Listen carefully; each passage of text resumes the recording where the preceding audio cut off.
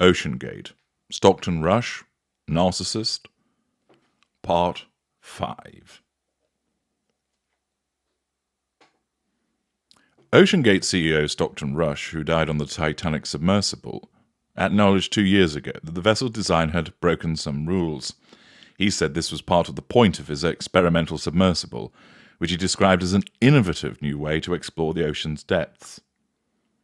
Years before the tragedy, Rush said in a 2021 interview with the Mexican YouTuber Alan Exmundo that he hoped to be remembered as an innovator. "I think it was General MacArthur who said, 'You're remembered for the rules you break,'" Rush said, smiling. Is this quotation of General MacArthur and the fact that he sees that it's good to be remembered for the rules that he breaks a lack of accountability on his behalf? The CEO acknowledged that he'd broken some rules with the Titan's manufacturing, but was confident that his design was sound. Evidently, this turned out not to be the case. As we know, the vehicle imploded, and therefore, as a consequence of that, his confidence was ill-placed. This may well then be demonstrative of arrogance. The Titan's hull, which was made to withstand crushing deep-sea pressure, was constructed with aerospace-grade carbon fibre that Oceangate said was designed under an agreement with NASA. But submersible hulls are typically made using solid metals like steel or titanium. In 2017, Rush told the magazine Composites World that he used carbon fibre for the Titan, then called the Cyclops II, because it would eliminate the need for synthetic foam, an expensive but durable material often used to make submersibles. Is this evidence of more cost-cutting by Stockton Rush, demonstrative of a sense of entitlement? In his 2021 interview with Alan Exelmundo, Rush said the choice of material was more about pioneering ocean exploration. "It's picking the rules that you break that are the ones that will add value to others and add value to society," Rush said. And that, really, to me, is about innovation. Arrogance? Dismissiveness? Rush expressed excitement about the possibilities that his submersible could offer humanity in the deep ocean. Because this is where we're going to find strange new life forms, and the future of mankind is underwater. It's not on Mars. We're not going to have a base on Mars or the Moon, he said, saying that bases on other planets were a waste of funds. Instead, humanity would likely have bases on the ocean floor. Rush said, "If we trash this planet, the best lifeboat for mankind is underwater." Is this magical thinking on his part? Is he the Elon Musk of the underwater world?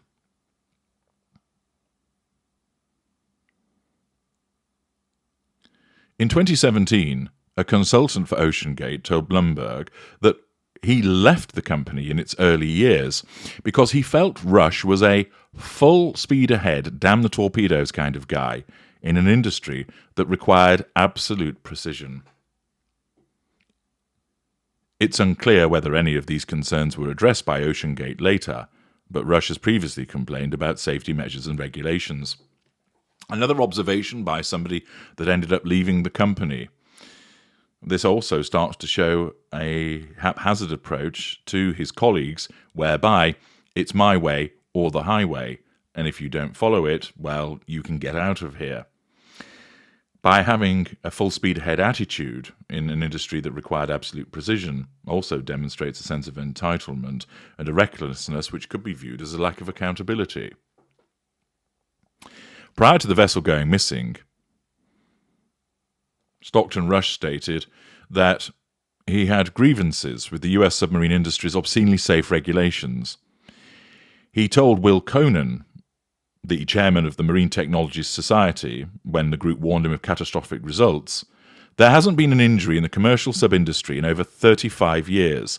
It's obscenely safe because they have all these regulations, but it also hasn't innovated or grown because they have all these regulations." Again, are these the words of a man that views these, subconsciously perhaps, or in an aware fashion, that these are threats to his control, so he dismisses them? Is it the case that he's ignoring the fact that the safety is paramount and safety has to come ahead of innovation? Or is he right to suggest that they are perhaps too safe? The fact, of course, that his vessel imploded suggests that you can't have such a thing as too safe. Returning to Rob McCallum, who was shut down when he told Rush that he was putting his passengers in danger, the deep-sea exploration expert, of course, as I mentioned earlier, begged Rush to get a safety certificate for the sub before giving rise to paying customers, but he was ignored. Nullification of threat to control by silent treatment? Potentially so. The BBC reports that Rob told Rush, "You're wanting to use a prototype, unclassed technology, in a very hostile place. As much as I appreciate entrepreneurship and innovation, you are potentially putting an entire industry at risk." Rush replied that his engineering-focused, innovative approach flies in the face of the submersible orthodoxy, but that is the nature of innovation. Is this the grandiosity of a narcissist who responds haughtily to nullify the threat to control posed by the other man's inquiries? He continued, "We've heard the baseless cries of you are going to kill someone way too often.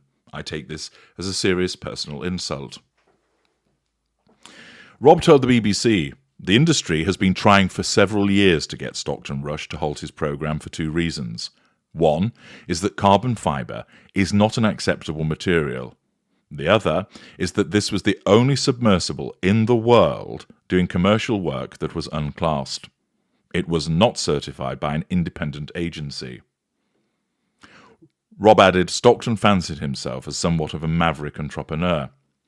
Now, might this be seen as the grumblings of a disgruntled former employee? It's a possibility. But he does appear to be echoing concerns that had come from many other people, that safety was a recurrent theme when it came to the submersible, and that others in the industry had raised their concerns and attempted to stop Stockton Rush with regard to what he was doing. Rob explained he likes to think outside the box. He did not like to be penned in by the rules. Is that perhaps representative of sensing a threat to control? Rob went on, "But there are rules, and then there are sound engineering principles and the laws of physics. If you steer away from sound engineering principles, which are all based on hard-won experience, there is a price to pay, and it's a terrible price. So it should never be allowed to happen again. It should not have been allowed to happen this time."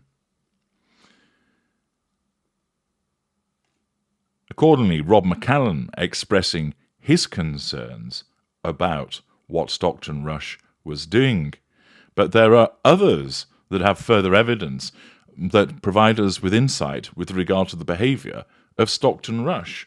More of that examination in Part 6.